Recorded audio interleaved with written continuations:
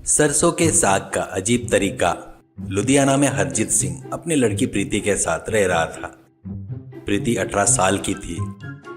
Harjeet Singh government office में नौकरी कर रहा था। उसकी पत्नी की कोई बीमारी होकर इसी बीच में उसका देहांत हो जाने से प्रीति माँ का गम बर्दाश्त नहीं कर सकने से डिप्रेशन का शिकार हो गई। पिताजी के साथ खाना खाते वक्त उसने बनाया हुआ खाना परोसते हुए, सॉरी पिताजी, माँ के जैसे नहीं बना पा रही हूँ। माँ तो रोटी कितना नरम बनाती थी, आलू की सब्जी मुंह में डालते ही पिघल जाती थी, कहकर दुखी होती है। हरजीत सिंह अपने आप से इस घर में ऐसे ही रहे तो प्रीति को उसकी माँ की याद सताते रहेगी, इससे वो डिप्रेशन में जाने का खतरा हो सकता है करके सोचता है।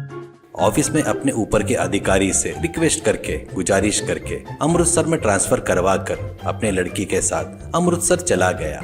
अमृतसर जाने के बाद प्रीति थोड़ा ठीक हो जाती है पर उदास रहती थी। एक दिन प्रीति, पिताजी वहाँ से लाए हुए पूरे फोटो पेटी में ही रह गए। उसमें से अपने फैमिली के फोटो सभी दीवार पर टांगने के लिए खिला ठोक रही थी। खिला दीवार में घुस ही नहीं रहा है, कैसे पिताजी करके कहती है तो हरजीत सिंह, ये दीवार कंक्रीट की दीवार है बेटी, खिला नहीं घुसेगा। मैं ऑफिस से आते वक्त दीवार में छेद करते हैं ना, दीवार में खिले ठोकने वाले को लेकर आऊंगा करके कहता है।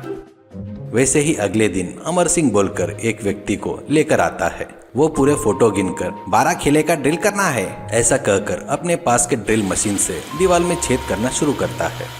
प्रीति पिताजी से, पिताजी लुधियाना में अपने घर के सामने रहने वाली आंटी ने फोन किया था पिताजी, एड्रेस पूछ रही थी।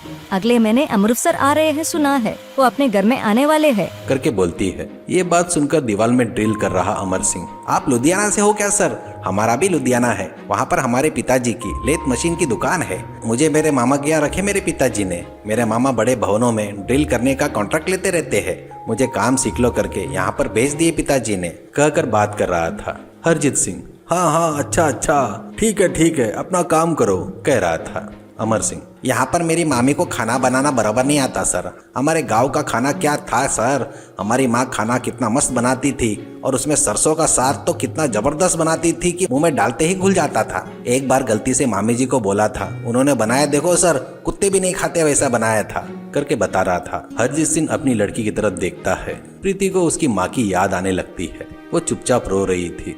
हरजीत सिंह गुस्से से, अरे अमर, तू बातें ही करता रहेगा या कुछ काम भी करेगा करके बोलता है। अमर सिंह, सर हमारे गांव वाले मिले तो बगैर बात किए कैसे रह सकता हूँ सर? मुझे बात तो नहीं आदमी करके बुलाते हैं सभी लोग। सच बताइए सर, अपने गांव लुधियाना के बारे में बात कर रहे तो आपको भी सुनने की इच्छा नहीं होती है क्या? खुद का गाँव सर, खुद का गाँव करके कह रहा था। प्रीति आंखें पोंछकर, बताओ और अपने गाँव के बारे में बताओ ऐसा कहती है। अमर सिंह डबल उत्साह से, ये हुई ना बात, आपको लड़की को भी पैदा हुए से गांव की याद आ गई। याद आए बगैर कैसा रहेगा सर, ऐसा कह रहा था। तो प्रीति, अरे वो सब तो ठीक है, सरसों के साग के बारे में बता रहे थे ना। मेरी माँ तो सबके जैसे सरसों के पत्तों के साथ से पालक की सब्जी ही नहीं, चौलाई की सब्जी भी डालती थी। अब प्याज बोले तो करके प्रीति बड़े उत्साह से बता रही थी। अमर सिंह, प्याज क्या, सबके जैसे बड़े बड़े टुकड़े नहीं, राउंड में काटकर इतना सारा मक्खन पकड़े सब्जी में डालकर बस थोड़ा चुटकी भर हिंग डाले तो क्या रहता है। मेरी माँ तो गेहूं की रोटी के साथ खाने को कहती थी, पर मुझे तो ज्वारी की रोटी के साथ ही पसंद था करके कहता है। प्रीति, तेरा मुँह, मेरी माँ तो मक्के के आटा हाथ चक्की पर पीस कर रोटी बनाती थी, उसमें डुबा कर खाए तो सरसों का स्वाद तो अमरूद जैसा लगता था, पता है क्या, ऐसा कहती है। हरजीत सिंह अपनी लड़की को अच्छे मूड में आ रही देखकर खुश होता है।